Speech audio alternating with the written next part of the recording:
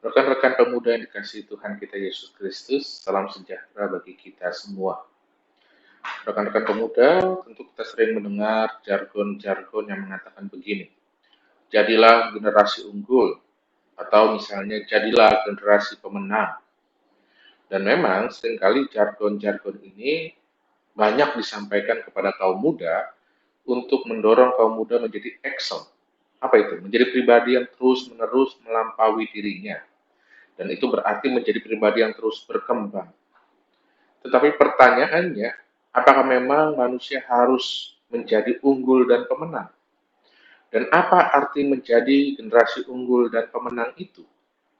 Berkaca pada kenyataan hidup, pernah ada suatu fase sebuah bangsa menganggap diri mereka sebagai bangsa yang unggul dari bangsa-bangsa lain dengan membuat slogan Deutschland über alles. Jerman mengatasi bangsa-bangsa lain. Lalu kemudian terjadilah Perang Dunia Kedua yang kelam itu. Atau realitas keseharian banyak mengisahkan bagaimana upaya seseorang meraih kemenangan seringkali menghalalkan berbagai cara untuk mengalahkan para pesaing. Maka apa sikap iman Kristen soal konsep menjadi generasi unggul dan pemenang itu? Nah, bacaan Alkitab kita pada saat ini mengajak kita berkaca pada tulisan Rasul Paulus kepada jemaat di Roma. Yang menarik, di ayat 37, Rasul Paulus menggambarkan bahwa orang yang percaya pada Yesus Kristus, bahwa Yesus adalah juru selamat, adalah lebih dari orang-orang yang menang. Sebuah ungkapan bahwa umat Kristus adalah pemenang yang sejati. Tetapi kemenangan seperti apa yang dimaksud oleh Rasul Paulus? Bagi Rasul Paulus, kemenangan pengikut Kristus bukanlah kemenangan dalam artian sebuah kompetisi berhadapan dengan orang lain. Dari semenjak semula, Rasul Paulus telah menegaskan bahwa seluruh manusia telah kehilangan kemuliaan Tuhan. Itu berarti semua orang adalah makhluk yang kalah. Dosa telah menjajah dunia dan setiap insan tunduk dikendalikan oleh dosa. Dalam kendali dosa, manusia hidup mengejar kepuasan hawa nafsu. Hawa nafsu yang membuat manusia menjadi egois, iri hati, mau menang sendiri, membenci yang berbeda, dan karena itu lahirlah pertikaian, konflik, penindasan, peperangan, bahkan termasuk juga kerusakan alam. Nah, dalam kendali dosa, manusia kemudian adalah tawanan hawa nafsu. Anugerah keselamatan Tuhan adalah di dalam Yesus Kristus ada pembebasan dari belenggu dosa yang membuat manusia menjadi tawanan hawa nafsunya. Iman kepada Yesus Kristus itulah yang menjadi jalan kemenangan. Tetapi ada dua hal yang patut kita garis bawahi soal kemenangan itu. Pertama, kemenangan itu bukan karena kuat dan hebat kita, tetapi semata-mata berasal dari anugerah kasih Tuhan. Dengan demikian, lebih tepat dikatakan, kita dimenangkan. Tuhan yang membuat kita menjadi pemenang. Sebab, jikalau dengan kekuatan kita sendiri, kita tidak mungkin bisa lepas dari penjajahan dosa. Dan yang kedua, kemenangan orang percaya adalah kemenangan atas dosa yang mencemari hidupnya. Yang berarti kemenangannya adalah menang atas dirinya sendiri. Orang percaya menang bukan karena berkompetisi dan mencari tahu siapa yang lebih baik dan lebih jago dari sesamanya. Orang percaya menang karena dia bukan lagi budak hawa nafsunya, tetapi menjadi tuan atas kehidupannya karena anugerah kasih Tuhan. Dan karena itu orang percaya menjadi tuan atas hidupnya.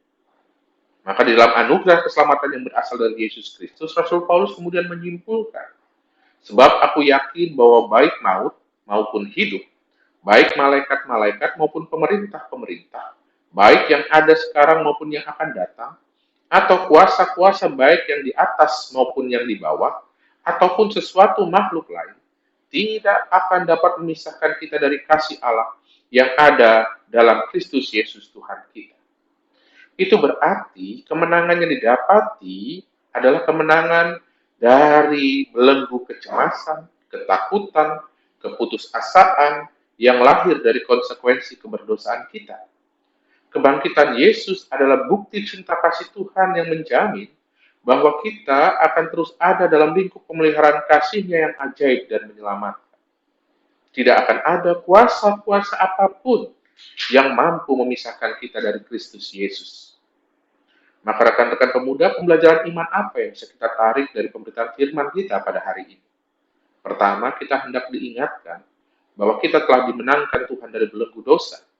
Maknanya bagi kita adalah kemudian, jangan lagi kita mau dibuat cemas, takut, atau putus asa oleh nilai-nilai dunia. Siapa kita bukan ditentukan oleh pencapaian-pencapaian dunia, yaitu popularitas, kekayaan, kekuasaan, dan hal-hal fana lainnya. Kemenangan kita adalah kemenangan atas diri sendiri. Kita dimampukan untuk tahu apa yang baik dan benar dan percaya bahwa hidup dalam apa yang baik dan benar di mata Tuhan. Itulah tuntunan kepada keselamatan sejati. Buat apa populer kalau dikenal karena perbuatan-perbuatan buruk? Buat apa kaya kalau ternyata hasil merampas, menipu, dan menindas sesama? Buat apa berkuasa kalau ternyata justru kekuasaan itu dibangun di atas penderitaan orang lain? Tetapi berbahagialah ketika kita adalah orang biasa, tetapi kita hidup sesuai dengan nilai-nilai Tuhan, dan tetap peduli dan mengasihi sesama, bahkan juga membangun hubungan yang sehat dan rukun dengan siapa saja. Yang kedua, dimenangkan Tuhan bukan berarti kemudian kita diam dan berpangku tangan. Kita tahu bahwa kemenangan di dalam Kristus adalah pencerahan untuk tahu jalan hidup yang benar seturut kehendak Tuhan. Maka sebagai orang yang dimenangkan, kita pun diutus untuk menjadi alat Tuhan yang berkarya bagi kemerdekaan orang lain. Maka ketika kita dimenangkan, kita pun kemudian terus bertumbuh dan mengembangkan diri dan talenta kita, tetapi bukan lagi untuk menaklukkan sesama. Sebaliknya untuk berkarya bagi kebaikan sesama. Kita menjadi excel, mengembangkan diri kita, melampaui keberadaan kita, untuk bertumbuh, agar melalui karya kehidupan kita, kita bisa menghadirkan kebaikan bagi sesama. Dan dalam anugerah keselamatan Tuhan, kita tidak akan ditenggelamkan oleh rasa khawatir atas ancaman-ancaman dari kuasa dunia ketika kita berupaya menegakkan kebenaran keadilan Tuhan. Karena kita tahu ada Yesus Kristus yang menjadi pelindung dan pembela kita. Dan yang ketiga, di tengah-tengah pandemi ini kemenangan itu juga dapat kita rasakan. Yakni ketika kita bergumul atas sakit COVID ataupun dampak-dampaknya, kita tetap memiliki pengharapan yang teguh bahwa Tuhan punya rencana indah atas kehidupan ini. Kemenangan iman ini memampukan kita untuk tetap mengucap syukur kepada Tuhan di tengah-tengah pergumulan. Bahkan, kita bisa belajar banyak hal yang positif, yang justru menguatkan kita, mendewasakan kita sebagai umat Tuhan di tengah-tengah pergumulan ini. Maka percayalah dan yakinlah, Tuhan itu baik dan dalam kebaikannya, kita akan senantiasa dimenangkan dari kuasa dosa. Tuhan memberkati. Amin.